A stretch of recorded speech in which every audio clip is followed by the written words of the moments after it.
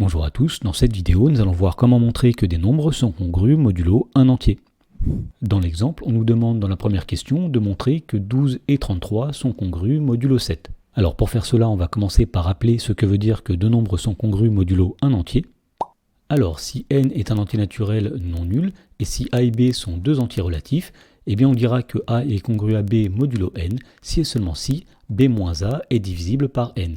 Autrement dit, ceci est équivalent à dire qu'il existe un entier relatif k tel que b est égal à a plus k fois n. Alors lorsque a est congru à b modulo n, on note ceci sous cette forme-là ou bien parfois sous cette forme-là. Et pour finir, une façon de se représenter le fait que deux nombres sont congrus modulo n est donnée par le schéma suivant. Donc ici on a un nombre entier a, ici on a un nombre entier b, et dire que a et b sont congrus modulo n veut dire qu'en partant de a et en ajoutant un certain nombre de fois n, eh bien on peut arriver à b.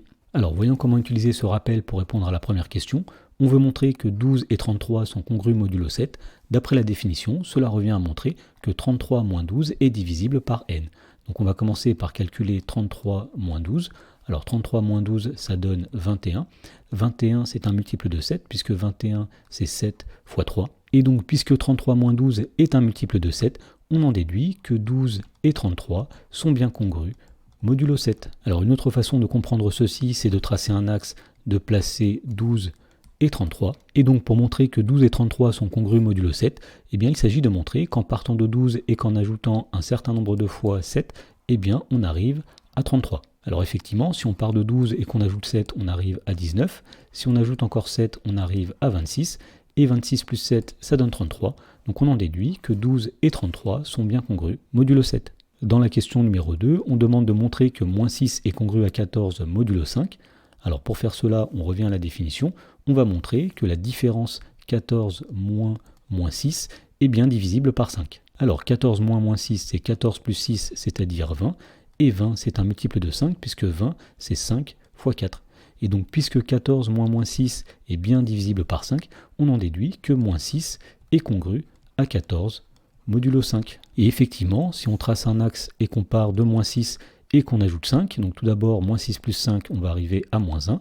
Moins 1 plus 5, on va arriver à 4. 4 plus 5, on arrive à 9. Et 9 plus 5, on arrive à 14. Donc moins 6 et 14 sont bien congrus modulo 5. Dans la question numéro 3, on demande de montrer que moins 17 et moins 8 sont congrus modulo 3. Alors pour faire cela, on va calculer la différence entre moins 17 et moins 8. Donc on peut faire par exemple moins 17 moins moins 8, mais on aurait très bien pu faire moins 8 moins moins 17. Alors moins 17 moins moins 8, c'est moins 17 plus 8, c'est-à-dire moins 9. Et moins 9 est bien divisible par 3, puisque moins 9, c'est 3 fois moins 3. Et donc puisque la différence moins 17 moins moins 8 est un multiple de 3, elle est divisible par 3, on en déduit que moins 17 est congru à moins 8 modulo 3. Et encore une fois, on peut le vérifier en partant de moins 17 et en ajoutant 3 à chaque fois. Donc moins 17 plus 3, ça va donner moins 14. Moins 14 plus 3, ça va donner moins 11. Et moins 11 plus 3, ça va donner moins 8. Donc moins 17 et moins 8 sont bien congrus modulo 3.